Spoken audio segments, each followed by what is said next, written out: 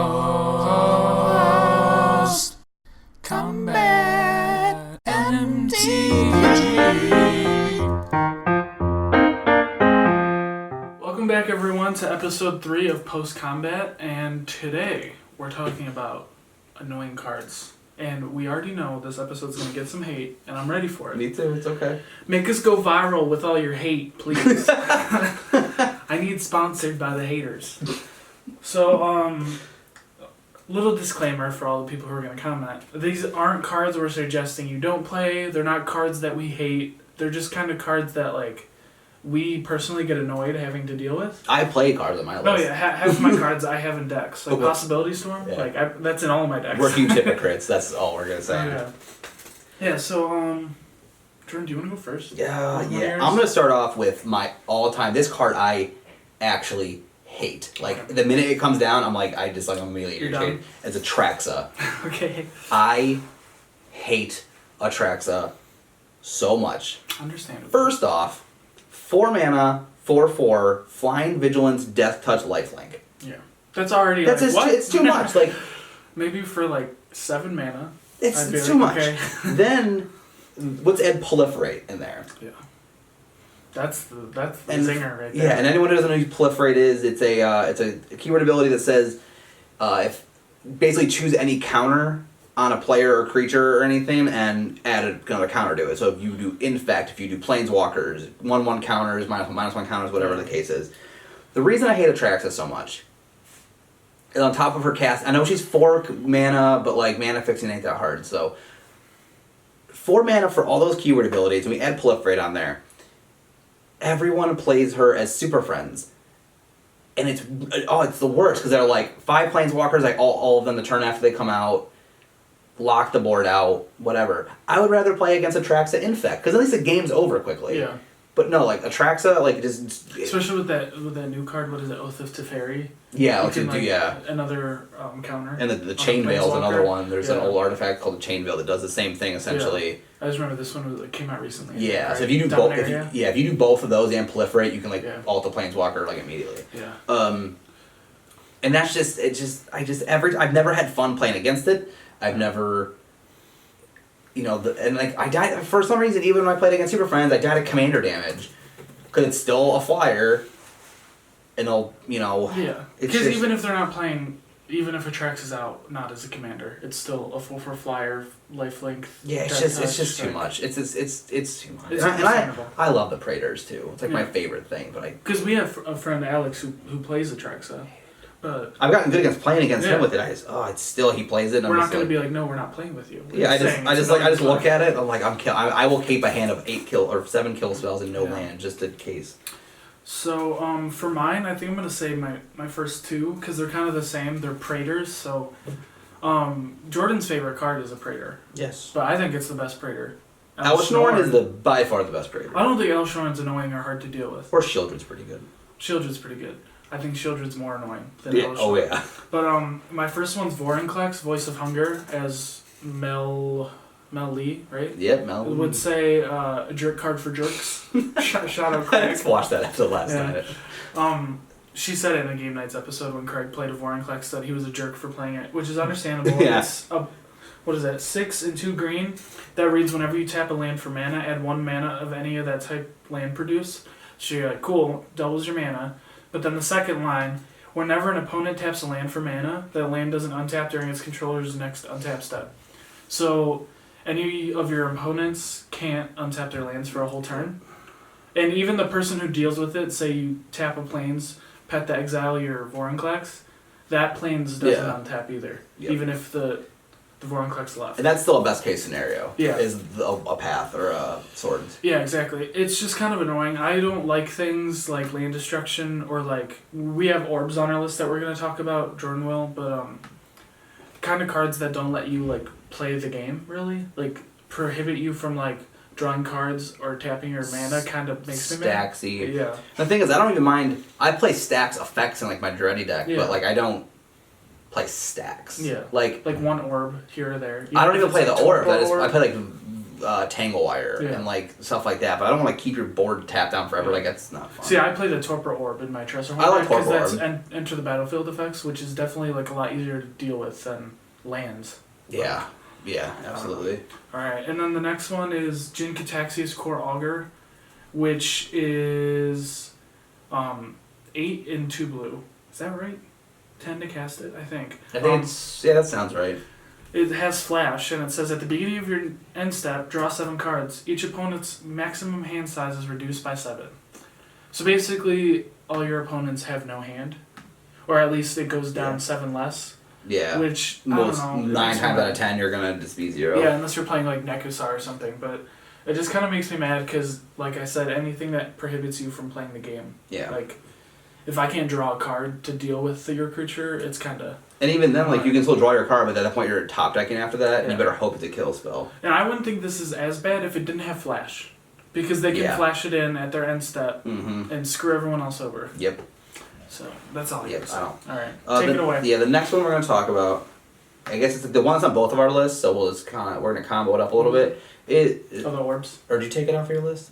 Oh, no, never mind. It was on my list. No, yeah. Yeah. So, this one is Winter Orb. Everyone who plays Commander knows what Winter Orb does, and everyone hates it. But anyone who doesn't play Commander doesn't know because you don't have jerk friends. Yeah. Winter Orb is a 2-mana artifact that says players cannot untap more than 1 land during their untap step, or untap phase. Funny thing, I'm on Google Images right now, and there's one that says Winter Orb. You lose all friends, can't have or gain friends. Yeah. That's more accurate. Winter Orb is obviously like the Stax staple. It's very like one of the most oppressive cards. Yeah. It's just and the thing is the decks that play it don't care about like I know Derevi Stax plays it a lot because it's a lot of because you can untap your lands and just do it. Any deck that can untap their own stuff not in their untap step will play Winter Orb. Yeah. It's just so oppressive, and it's a turn 2. Yeah, that's why I don't like them. It's turn 2. All two drops, two or three. The first time I ever even saw this card, I was playing up at the shop with Alex, and a friend brought his brother. His brother was younger, like he was like 15 or 16, and he's like, "Oh, I want to play Magic." All right, fine. So he's playing this mono black deck, and he just flopped out a turn 2 Winter Orb, and I'm like, "What does that card do?" Like I never heard it at the time, and I read it, and I'm like, "Okay, I'm done. Like I'll just scoop. I'm done playing this game." Like, and I guess it's like a little childish, but I was like, I was playing a deck at the time that I like couldn't ever get around that. Yeah. And it literally like, and then I think I scooped a few turns later, and like the other two played. And the game went for like way too long. Oh yeah. Way too long. And most people play these like when they're about to win, or at least the people who play it right do that. But if you just play a Winter Orb to make the game take longer, there's an issue. Yeah, it's just, and I get if you're playing like Stax, your whole goal is to like lock the board out completely from being to do anything. You can't do anything. And usually when they lock the board, they win. Like they have a win con at that point. Yeah, or everyone just scoops because that is their win con. That's the win con. Yeah. I hate that win con. Everyone scoops. No, that's fine. See, I'm one of those people though on X-Mage that they're like, "Oh, you're not gonna scoop," and I'm like, "No, play it out. Like, you're playing to win." And then they just get mad and quit because they don't know how to play the combo. Go ahead and go your next. What, Static Orb? Yeah. So mine is the other orb, but there's actually 3 or 4 orbs, I think, right? There's Torpor Orb, which isn't on our list, but that one's not as bad. No, I don't mind Torpor Orb at all. This one is Static Orb. It reads, as long as it's untapped, players can't untap more than 2 permanents during their untap step. So basically, it's the same as Winter Orb, except it's all permanents, and it's 2 of them. So that makes it a little better, but still, that's 2 lands. No, Mind Lock Orb was the other one.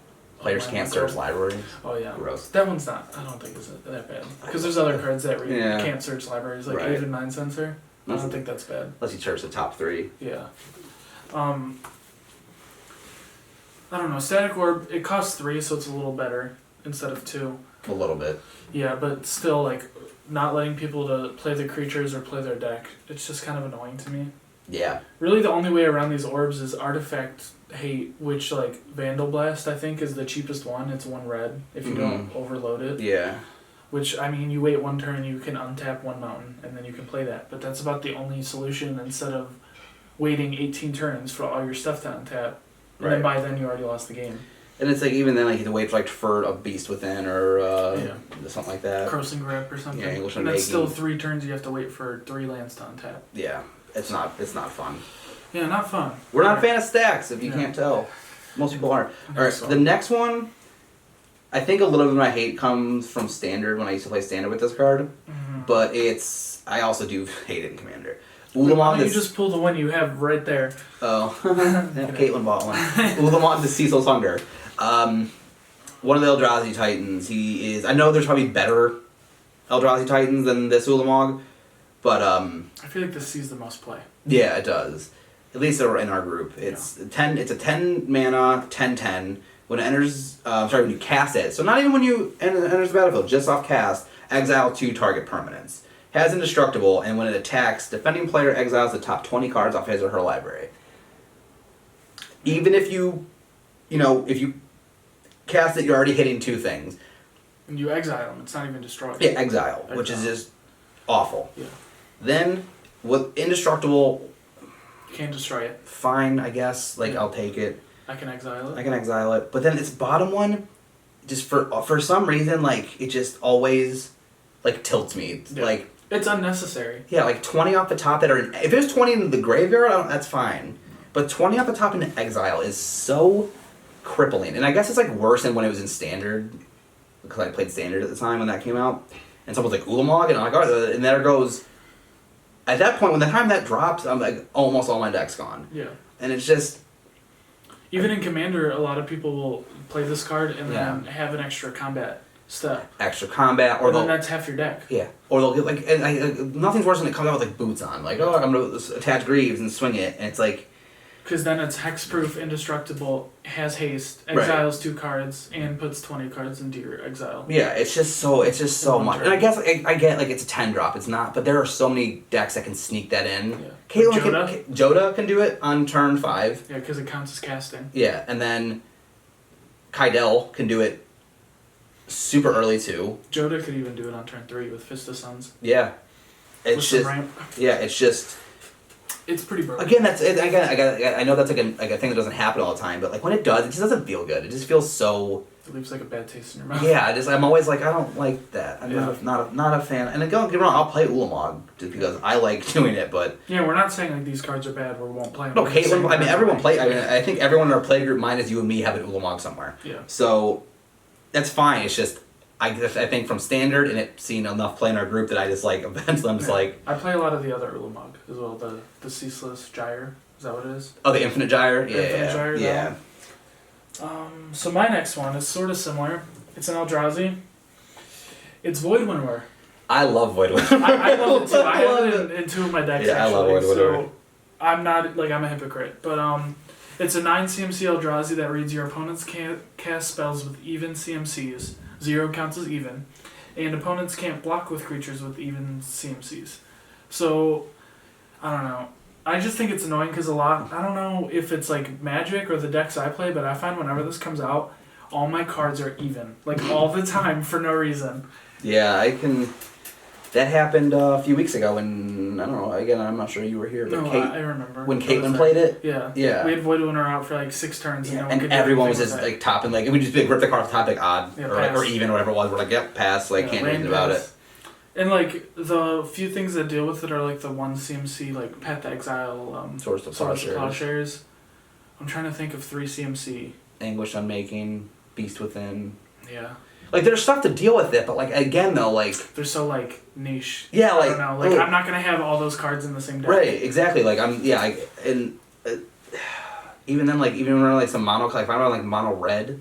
Yeah, you're screwed at that point. I might have to hit odd. I can do Meteor Golem. I can do those weird ones, but that's a lot of mana. Really hope you hit what's that red one? That costs less, destroy, deals 13 damage. Blasphemous Act. That's what it is. Yeah. That's one of the few things. Yeah. But then you also have to hope that there's 5 creatures out on the board to make it affordable. Yeah. No, it's just one of those cards. When it's out, it sucks. I don't hate it by any. I know it's annoying, definitely, but. Man, there are some games where that card just overperforms, and it is. It's usually one of those cards when I see it. If I have a counter, I'm gonna counter it. Because after that, I kind of get shut down. Yeah, agreed. And now on a side note, it wrecks in that Yennet. It was that secondary commander that came in the Anamatsu pre-build, and it's whenever it attacks, you can cast odd colored or odd CMC spells like off the top of your library. So you just play odd CMC tribal, and everyone else is just like. I guess win. Okay, my next one is. Again, I'm gonna say I do hate it in Commander, but I also think came from my modern days is Scavenging Ooze. It's a 2-mana 2/2. You can pay a green and exile target card from a graveyard. If it was a creature card, put a 1/1 counter on Scavenging Ooze, and you gain 1 life. This card, as someone who plays graveyard, is the most irritating. Yeah. I'd rather get Bajuka Bogged than deal with a Scavenging Ooze. When I first saw that, I was like, why is that on your list? And then after like thinking about it, I was like, okay, that's kind of annoying. Because the worst part, they do that instant speed. So if I'm playing like Marin, like, all right, I target like Merciless Executioner. All right, pay my green, exile it. Yeah. It's. Or even like if you're playing like Windgrace, as soon as you discard a land and they like instant speed. Yeah, like if they get that out early enough and you can't stop it, it can. It's bad because it makes you like. The whole point of a graveyard deck is you want to have all your good stuff in your graveyard, but now they're just leaving you the bad stuff in your graveyard. Yeah. They're picking off the little stuff that like the good stuff that it's just and you always see that player holding up like a couple green mana just in case you do like a big discard or something. They're just like exile. Yeah, Bajuka Bog it only happens once. Yeah, I can deal with the Bajuka Bog, but like it's just they can hold it over your head. It's sort of like I can't remember the stone or the Stony Silence. No, the 4 CMC that taps and destroy all permanents. Nev's Disc. Oh, when you just sit there and do nothing. Yeah, and you have 1 mana open, or you leave it untapped and you just sit there. Yeah, and like it's one of those things where like you can force a Nev's Disc. I guess you can kind of force a Scavenging Ooze, like just exile it, but like even then like it's so reusable compared to like a Nev's Disc that it's especially being a creature they can just bring it right back. Yeah, and I play so many graveyard decks that it's. You do. You play a lot of graveyard. I hate Scavenging so much. Alright, should we go to the next one? Yeah, go for it. Okay, so my next one is a card that I actually play a lot. A lot. And I feel like people in our playgroup didn't know what it was until I played it. I had no idea. But I didn't know it existed. A lot of people hate it, especially on X-Mage, which I understand. But I'm just going to give a disclaimer that I only play this card, or I try to, if I'm winning, or I have like my win engine out. Yeah, you don't play it just to play it. Yeah. So, Possibility Storm. It reads, whenever a player casts a spell from their hand, that player exiles it, then exiles cards from the top of their library until they exile a card that shares the type with it. You can then cast that card without paying its mana cost, and put all those cards exiled on the bottom of the library.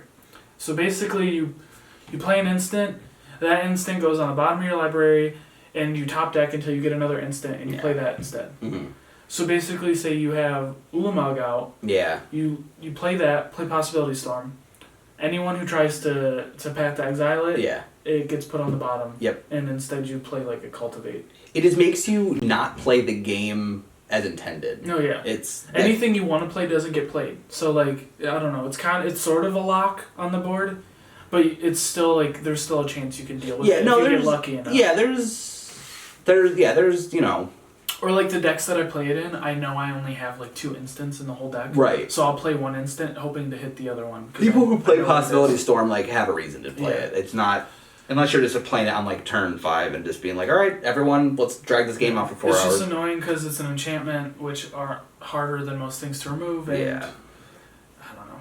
It makes it a little better because it's 5 to cast. It's and it's in red. Yeah, 2 red and 3. Yeah, so it's one of those cards that when it's out, I'm not like overtly like irritated. I guess I get like a little irritated, but only when I like. I think it's more irritating because you can't do what you want to do. Yeah, like especially like I remember the first time I ever played against a card, I was playing my Rune deck. Yeah. And I was looking to combo off. Like I could have done like infinite. I could have bounced everything back to everyone's hands infinitely, and it's like basically locked the board out. And I needed 1 more piece, and I kept casting a card with that type, trying to get that piece out, and it just never ever hit. And then someone would be like, everyone search for a land and shuffle your deck. And I'm like, no, because I know it's further away now.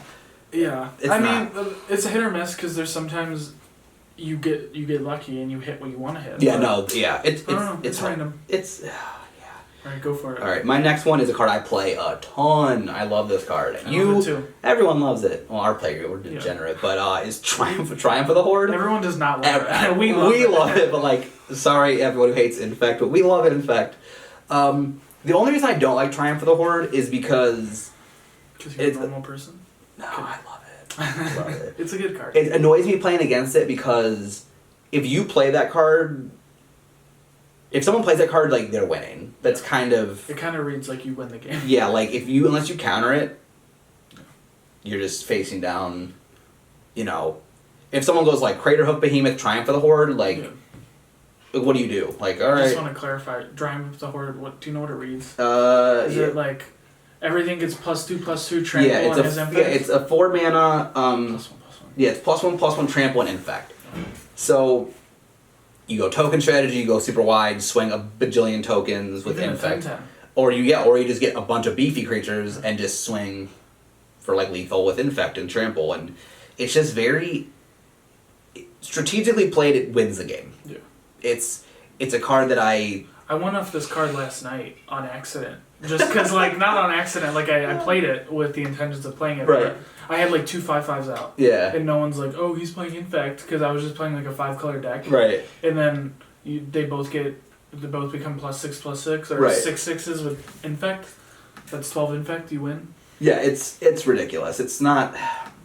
Again, it's more... the reason I'm annoying is because I just know, like, I lost. Like, no, yeah. That's it. Like, the game's over. It's not even that hard to deal with, because it's a sorcery. So, like... They can only play it on their turn anyway. But like I know, like when like Caitlin plays it in her Azuri deck, her Azuri Claw of Progress, like you know everything's unblockable, everything's already a 10/10, and she's like Triumph of the Horde, and you're just like even like Merfolk decks. Like, yeah, you're just like you got it. Like I don't. What do you you can't stop it. So yeah, and it's green, so most green decks I feel like could use it because green's big on creature and yeah, big like 10/10s, tramply boys. I play it in Omnath, and I love it. Pretty good. What's your next one is I think if everyone agrees. Yeah. With this one. Okay, so another disclaimer for mine. Mine's Armageddon. It reads destroy all lands. What is it? 3 and a white. 3 and a white. Yep. It's only annoying if you don't know when to play it. Yeah. If like you have an Ulamog out and then you play Armageddon, I know you won. Like you have an Ulamog out, no one has lands. All you have to do is swing for 2 turns and I'm dead. Yeah. If you play an Armageddon on turn 3 just to say fuck you, let's all restart. Like yeah. I'm leaving the game. Like that's all I gotta say. I've had that happen more than once too, where it's like they're like, oh, this is funny. Right, it's not funny. No. It's awful. I have no problem with land destruction. I have no problem with like. I do have a problem with mass land destruction more so, but like if you're playing like Kalia and you blow up everyone's lands, it's because you're winning that soon after that. But just to do it is to do it. I don't have a problem with land destruction like unless you're doing it as a strategy. Yeah. But like people who play Armageddon usually like they often just play it to say fuck you kinda. Yeah. And it just kinda makes the game go longer. Yeah. It doesn't really win. Like someone played it in a Markov deck and I was like, I remember this. Why are you doing that? Yeah. We laughed for 10 seconds, and then we're like, we should probably scoop, because this game's going to last 6 more hours. Right, yeah, that was and not... we all have 2 cards in our hand, so... Every player ever can agree that you don't have to play against Armageddon. Alright, the next one I have... I don't have to say too much on it. No. Ooh. Yeah. Oh, I hate this card. This should be banned. It should, I agree. Iona, Shield of Emeria. It is 6 and 3 white, so it's already like you're like, alright, that's a lot in white. 7/7 flyer. When it enters the battlefield, you choose a color. Opponents can't cast spells of the chosen color. That is crippling. That like if you're playing monocolor, that reads you lose. And you and me play a lot of monocolor. Yeah. I play a ton of monocolor. Yeah, like mono red's our big one, and then like I have mono green, and I have 2 mono red and a mono green. I'm building mono black. I have a mono white as well. You do have mono white, and it just shuts down. It's just so unfair. Like it's. And we're both people who believe that like the ban list shouldn't be not that it shouldn't be a thing, but we should stray away from banning things. Yeah. Like we'd rather have a smaller ban list than like a longer one. Yeah. But this should definitely be on the list. If we can just erase the ban list and just slap that on there. Slap that and Winter Orb on there and move on because what's that one? Primetime? I want Primetime Unbanned so no, bad. I want Primetime Band. I hate Primetime. Why can't you go tutor any 2 lands multiple times? It's so good. I love it. I want The card itself isn't broken. It's just the things people do with it. It's yeah, because you will grab Dark Depths and Thespian Stage, and you immediately get a Merit Lage. Merit Lodge, whatever. Yeah, it's League. But it's just one of those decks that it's so unfair. And I think the reason I don't like it is because it always shuts down one player. Yeah. More than another. Like, you pick the person playing mono, or like if you're playing, against black, you choose black so no one can board clear. Or even you sit down at a table with 4 random people. What are the odds that all of them have green in their deck? Right. Or blue? I feel like those are 2 big vari colors that people splash or even play like just by itself. Well, it's... So like you could easily just name green and shut down like 3/4 of everyone's deck. Yeah. You just it makes the game really... Okay, that one stopped. That's fine. Keep going. That one's is not fun. It's just not fun for anyone, and I don't like it. I'm not a fan. So I have kind of the last one I threw in there, just cause we have an extra one. I think this is the right one. Yeah. Okay. Yep. So the guy who owns or runs our local game store hates this card. Yeah. We'll kick you out of the store if you play it. True story, by the way. This is Soaring Markov. Oh. Johnny wants one of those so bad. Johnny, you're not playing with us anymore. He wants one so bad. This is your tape. Welcome to your tape, Johnny. This is 3 black and 3 colorless. It's a planeswalker. It's +2, deals 2 damage to target creature or player, and you gain 2 life. Not bad. Yeah. It's a -3. Target opponent's life total becomes 10. So it starts off at 4, so you can instantly do this. Yep. Like you play this in, I don't know. It's just stupid. Commander, you have 40 life. Yeah. Like the only thing that gets around this is commander damage and infect.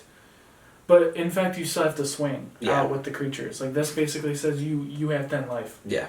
I don't know. I just don't like the fact that you could play something for 6 and basically reads you have like 1 turn left to live. Oh yeah, and you play that strategic. I mean, you play that like a Markov deck. You go to 10 and I swing, and most of the time you're gonna die to that. Yeah, you play that at your first combat, go to combat, swing, you win.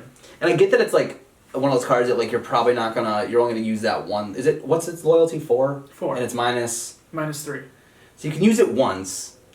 But even if you +2 it, it goes to 6, and then you can do the -3 twice. If it's not dead by then. Yeah, if it's not dead, which it usually is, because people are smart. Yeah, but it's one of those cards that when it does work, it works way too well for anyone's liking. I just think that should be the alt, if anything. Yeah. Like if they just swapped...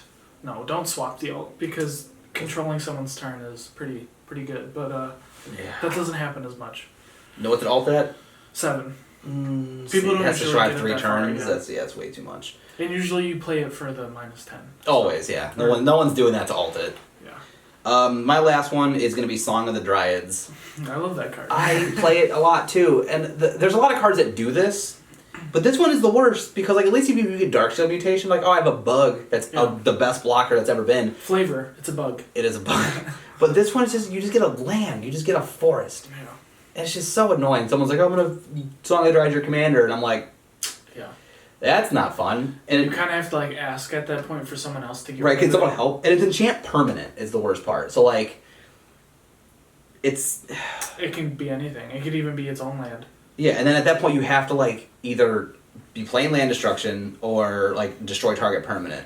You have to waste your own kill spell to like, get your commander back, and it's just. It's always so satisfactory. Yeah, that's a word. When you do that onto someone's commander and they don't even play green, because then they just have like a forest for commander for no reason, like a mono black deck. Yeah, it's like, what do I do with this? It's annoying, but it's a fun card. It is. I think it's more fair than anything else on the list, though. It's more fair. It's just one of those ones that it hits. I'm just like, because it's not like indestructible. It's not hexproof. Yeah, it's annoying. Yeah. All right. So. We're going to go do our favorite thing of the week. I totally forgot what I was going to say. Oh, no, I know now. Okay, we're good. So every week, well, basically, this is our second week doing it, but we wanted to have, like, our favorite thing of the week that we're going to talk about. Do you want me to go first? Yeah, go ahead. Okay. Mine is actually a podcast. It's the H3 podcast. I don't know if you've I've seen that pop up on stuff, but I didn't know what it was. They're pretty big on YouTube. They're, like... They live stream all their podcasts, but they bring like celebrities and big YouTubers on. Oh, okay. But they brought like Bill Wurst, who's like a bigger YouTuber right now. They brought him on this week, which is pretty good. They did an episode with Shane Dawson and Jenna Marbles that was like both of those are really good. That's awesome. The Shane Dawson one was like 2.5 hours, and I was like, okay. Okay, so my favorite thing of the week is an album, and I'm trying to get the name of it real quick because I'm unprepared. The album Afterlife by the band Light Years. Okay. Light Years is they've been around for a really long time. They've been around for a crazy long time. They're a pop punk band out of Kent, Clevelandish area. I think they're kind of separated. It's Ohio. Yeah, Ohio. Yeah, we're from like the Cleveland area. So if anyone they just released a new album yesterday. Yeah, yesterday they just released a new album. It's their first album in a really long time. What genre is it? They're pop punk. They're kind of like a Newfound Glory-esque they're a band I used to see way back, like when I was like a teenager and my early adult life. And oddly enough, I did not know they were even a band anymore. Last time I saw them was 2011 maybe. Oh wow. So yeah. 7 years ago. And then I went and saw the band Movements. I went and saw Movements and Citizen a few weeks ago, and I recognized the lead singer was doing merch for Citizen, I think. And I'm like, oh, you're in Light Years, like holy crap! But that's like I loved you, I loved you guys. You guys are so great. And he was like, yeah, man, flyer. We're playing the Foundry on December 15th. I was like, oh, sweet. It's like $5. Are you going? Yeah, absolutely. Yeah, because my other friend's band's playing too. Motives, right? Yeah, Motives. Motives? Yeah, oh yeah, very good friends with Motives. And yeah, and they just I didn't even know the album. I guess I'm like a terrible fan, but I didn't know the album was coming out. And all of a sudden yesterday on Twitter they were like, new album, and I was like, yes, you're putting this album out, and they are just they're a super solid pop punk band. If you're into any kind of like rocky pop punk, if you're into Newfound Glory or like the Story So Far and those bands, like go check out Light Years. Or you like supporting local music? Yeah, if you want to support, they're awesome dudes. They're all so nice and like humble dudes. The album's great. I've listened to it like twice now. It's really good. And they're playing there. If you live near the Cleveland area, they are playing the Foundry. Where's that? Is that in Cleveland? Yeah, it's in Lakewood technically. Oh, okay. They're playing $5. $5 at the Foundry December 15th. It's Can't beat that. them, Bloom, Motives, Deadfall, who's another crazy good band from around here, and Old Souls. So that's a lot of music for $5. For $5? Oh my god! He handed me the flyer. I was like, yes. Was that 5 bands? 5 bands for $5. It's $1 a band. What are you doing? And if not, just go check them out on Spotify. Like, they're great. Give them some love. Just go get a 4 for $4 and go see this concert. That's $10, and you just saw love. Do we just shout out Light Years and Wendy's? Yeah, sponsor us, please. All right. Well, I think that's it for this week. Yep. What are we doing next week? We'll be back next week with. It's our Guess Who. We're playing Magic Guess Who. Yeah. It's gonna be our Christmas episode. We have a very special occasion for Christmas, but we're playing a Guess Who game, which we'll explain during that episode more. But it'll be fun. It's gonna be good. Like my mom, I actually told my mom about that last night, and she was like, "Oh, that's when I'll watch because I'll like kind of get it." And I'm like, "Yeah," like I was like, "All right, cool." Send it to all your moms because they'll understand. All right, well, we'll see you guys next week. Yeah, thanks for watching. Bye. Bye.